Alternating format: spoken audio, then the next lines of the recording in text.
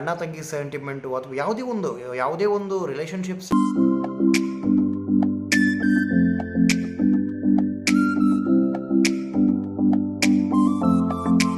Hi, hello, ನಮಸ್ತೆ. So ರಾತ್ರಿ ಅಂದರೆ ನಿನ್ನೆ ನಾಮಿನೇಷನ್ ಆಗಿದ್ದ ನಂತರ ಬಿಗ್ ಬಾಸಲ್ಲಿ ಏನೇನೋ ಆಯಿತು ಅಂತ ನೋಡೋ ಕುತೂಹಲ ನನಗೂ ಇತ್ತು. ಇಲ್ಲಿ 4 ಜನರು ಭವ್ಯ, ಮಂಜು, ತ್ರಿವಿಕ್ರಮ್ ಹಾಗೂ ಗೌತಮಿಯವರು ಒಂದು ಟೀಮ್ ಕಡೆ ಸೇರಿಕೊಂಡ್ರೆ, ಇಲ್ಲಿ ಮೋಕ್ಷಿತಾ, ಐಶ್ವರ್ಯ, ಶಶಿರ್ ಮತ್ತು ಚೈತ್ರ ಇನ್ನೊಂದು ಟೀಮಲ್ಲಿ ಸೇರಿಕೊಂಡಿದ್ದಾರೆ. ಚೈತ್ರ ಅವರಿಗೆ ಅಸಮಾಧಾನ ಇದೆ ಆ ಟೀಮಲ್ಲಿ, ಆದ್ರೂ ಅವರಿಗೆ ತ್ರಿವಿಕ್ರಮ್ ಮತ್ತು ಮಂಜಾ ಅವರ ಮೇಲೆ ಸೇಡ್ ತೀರಿಸ್ಕೊಳ್ಬೇಕಿದೆ. ಹಾಗಾಗಿ ಇವರು ಮಂಜಾ ಅವ್ರ ಟೀಮ್, ಇವರು ಶಶಿರ್ ಅವ್ರ ಟೀಮಲ್ಲಿದ್ದಾರೆ.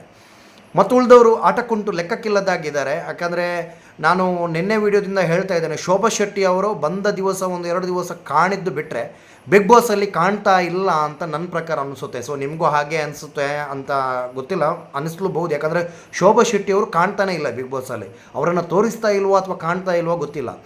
ಆದರೆ ಇಲ್ಲಿ ರಾಜನ ಒಂದು ಗೆಟಪ್ಪಲ್ಲಿ ಮಂಜಾ ಅವರು ಕಾಣ್ತಿರೋ ಹಾಗೆ, ಅಂದರೆ ರಾಜ ಅಂತ ಬಿಗ್ ಬಾಸ್ ಘೋಷಿಸ್ತಿದ್ದಂಗೆ ಐಶ್ವರ್ಯ ಮತ್ತು ಮೋಕ್ಷಿತಾ ಮತ್ತು ಶಿಶಿರ್ ಅವರ ಮುಖ ಈ ಕರ್ಟಿದ್ದು ಸಾರ್ ಥರ ಆಗೋಯ್ತು. ಅಂದರೆ ಇವರಿಗೆ ತುಂಬ ತಲೆಬಿಸಿ ಆಯಿತು, ಅಯ್ಯೋ ದೇವರೇ ಇವನು ರಾಜ ಆದ್ನ ಅಂತೇಳ್ಬಿಟ್ಟು.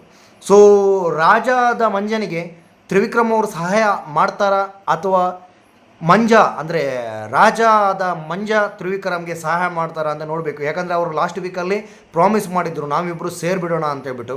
ಸೊ ಯಾರು ಇಲ್ಲಿ ಕಪಟಿತನ ತೋರಿಸ್ತಾರೆ ಅಂತ ನೋಡಬೇಕು ನಾವು. ಸೊ ಇವತ್ತಿನ ಬಿಗ್ ಬಾಸಲ್ಲಿ ತುಂಬ ಮಜಾ ಇದೆ. Let's begin the video. ಇಲ್ಲಿ ರಾಜ ಆದ ಮಂಜಾ ಸ್ವಲ್ಪ ಓವರ್ ಆ್ಯಕ್ಟಿಂಗ್ ಅಂತ ಅನ್ನಿಸ್ತು.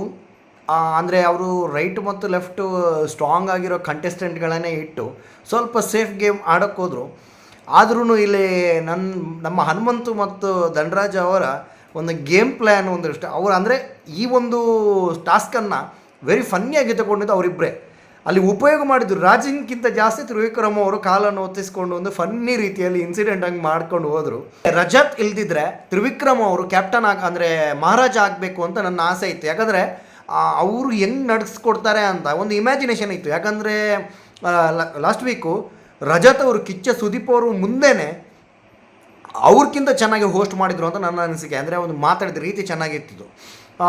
ಇಲ್ಲಿ ಮಂಜು ಅವರು ಸ್ವಲ್ಪ ಸ್ಟ್ರಾಟಜಿ ಒಳಗಡೆ ಅಂದರೆ ಸ್ವಲ್ಪ ಕಮಿಟ್ ಆಗ್ತಾ ಇದ್ದಾರೆ. ಅಂದರೆ ಇಲ್ಲಿ ಗೌತಮಿಯವರು ಪನಿಷ್ಮೆಂಟನ್ನು ತಗೊಳ್ಳಲ್ಲ, ಅದನ್ನು ಸ್ವಲ್ಪ ಸೀರಿಯಸ್ ಆಗಿ ಮಾಡಿಸ್ಬೋದಿತ್ತು ರಾಜನ ಕೈಯಲ್ಲಿ.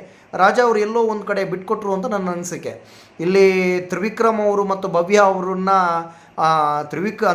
ತ್ರಿವಿಕ್ರಮ್ ಅವರು ಇಲ್ಲಿ ಅಂದರೆ ಹೊರಗಡೆ ಬಂದ್ಕೊಳ್ಳೆ, ರಾಜನ ಬಿಟ್ಟು ಬಂದ್ಕೊಳ್ಳೆ ಅವರೇ ರಾಜ ಅನ್ನೋ ಫೀಲ್ ಬರ್ತಾ ಇದೆ. ಅಂದರೆ ಅವ್ರು ರಾಜ ಆಗಿದ್ದರೆ ಏನು ಎಲ್ಲ ಮಾಡ್ತಾ ಇದ್ರು ಅಂತ ನನ್ನ ಒಂದು ಇಮ್ಯಾಜಿನೇಷನಲ್ಲಿತ್ತು.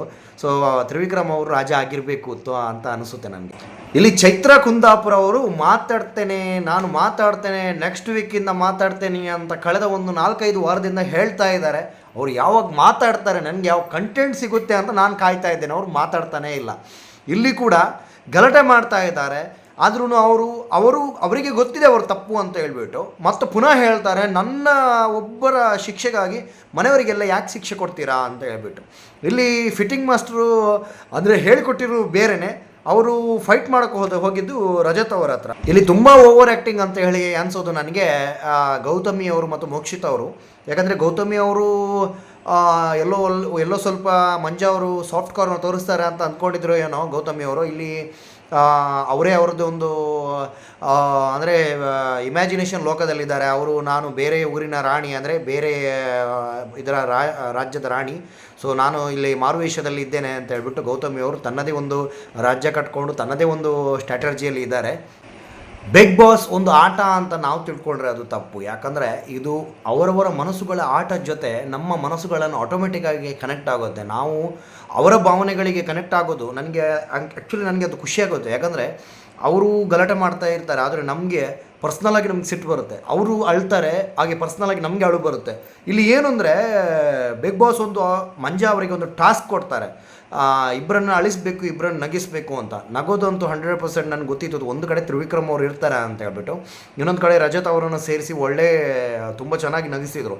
ಅಳಿಸೋದು ನನಗೆ ಸುರೇಶ್ ಅವರನ್ನು ಕೂಡಲೇ ಅಳಿಸ್ತಾರೆ ಅಂತ ಅಂದ್ಕೊಂಡೆ, ಬಟ್ ಅವ್ರ ಕಣ್ಣಲ್ಲಿ ನೀರೇ ಬಂದಿರಲಿಲ್ಲ. ಅಲ್ಲೊಂದು ಕಡೆ ಸ್ವಲ್ಪ ಫೈಲ್ ಆದರು, ಆದರೆ ಶಿಶಿರವನ್ನು ಅಳಿಸಿ ಮಂಜು ಅವರು ಪಾಸ್ ಆದರು. ಸೊ ಒಂದು ಅಂದರೆ ಭಾವನೆಗಳ ಜೊತೆ ಆಟ ಆಡೋದು ಅಂದರೆ ನಮ್ಮ ಭಾವನೆಗಳ ಜೊತೆಗೂ ಬಿಗ್ ಬಾಸ್ ಚೆನ್ನಾಗಿ ಆಟ ಆಡ್ತಾರೆ ಅನ್ನೋದು ನನ್ನ ಅನಿಸಿಕೆ. ಇಲ್ಲಿ ಕಪಟತನ ಅಂತ ಬೊಬ್ಬೆ ಹಾಕೋ ಚೈತ್ರ ಕುಂದಾಪುರ ಅವರು ಎಷ್ಟು ಕಪಟಿ ಅಂದರೆ ಅವರಿಗೆ ಏನು ಹೇಳಬೇಕು ಅಂತ ಕಾಣುತ್ತೆ, ಅದಕ್ಕೆ ಯಾಕೆ ಟೈಮ್ ತಗೊಳ್ತಾರೆ ಅಂತ ಗೊತ್ತಾಗಲ್ಲ. ಹೇಳ್ತೇನೆ ಕಾಲ ಬಂದಾಗ ಹೇಳ್ತೇನೆ, ಟೈಮ್ ಬಂದಾಗ ಹೇಳ್ತೇನೆ ಅಂತ ಹೇಳ್ತಾರೆ. ಸೊ ಯಾವ ಟೈಮು, ಆ ಟೈಮ್ ಬಂದಾಗ ಅಂತಲ್ಲ, ಅಲ್ಲಿ ಹೇಟ್ ಆಫ್ ದ ಮೂಮೆಂಟ್ ಹೇಳಿಬಿಡಬೇಕು. ಇಲ್ಲಿ ಐಶ್ವರ್ಯ ಅವರೂ ಕೂಡ ಆ ಎಪಿಸೋಡ್ ಸ್ಟಾರ್ಟ್ ಆದಾಗ ಹೇಳ್ತಾರೆ, ಇನ್ನು ಅಲ್ಲೇ ಹೇಳಬೇಕು ಎಲ್ಲವೂ ಅಂತ ಹೇಳ್ಬಿಟ್ಟು. ಅವರು ಹಾಗೆ ಇಲ್ಲಿ ಒಂದು ಕಡೆ ಶೋಭಾ ಶೆಟ್ಟಿ ಅವರು ದ್ರಾಕ್ಷಿ ತಗೊಳಕ್ಕೆ ಬರ್ತಾರೆ, ನಿಜವಾಗ್ಲೂ ಪ್ಲ್ಯಾನ್ ಆಗಿದ್ದು ಬೇರೆಯೇ. ಐಶ್ವರ್ಯ ಅವರು ಬರೋಕ್ಕೂ ಹೆದರ್ತಾರೆ, ಯಾಕಂದರೆ ನಿನಗೆ ಪ್ಲ್ಯಾನ್ ಇದೆಯಾ ಗುರು, ಬಾ, ನೀನು ಯಾರಿಗೆ ನೋಡಿ ಹೆದರ್ತೀಯಾ, ನಾಮಿನೇಷನ್ ಆದರೆ ಕಾಪಾಡೋದು ನಿನ್ನ ಅಲ್ಲಿ ಮನೆ ಒಳಗಿದ್ದವ್ರು ಯಾರೂ ಇಲ್ಲ, ಹೊರಗಡೆ ನೋಡ್ತಾ ಇರೋಂಥ ನಾವು ನಿಮ್ಮನ್ನು ಕಾಪಾಡೋದು. ಸೊ ಅದಕ್ಕೋಸ್ಕರ ನೀವು ನಿಮ್ಮ ಆಟವನ್ನು ನಾವು ನೋಡ್ತೇವೆ, ನಾವು ಇಷ್ಟು ಟೈಮ್ ಕೊಟ್ಟು ನಾವು ನೋಡ್ತೇವೆ ಅಂದಮೇಲೆ ನೀವು ಆಟ ಆಡೋಕ್ಕೆ ಪ್ರಯತ್ನ ಪಡಿ ಅಲ್ವಾ.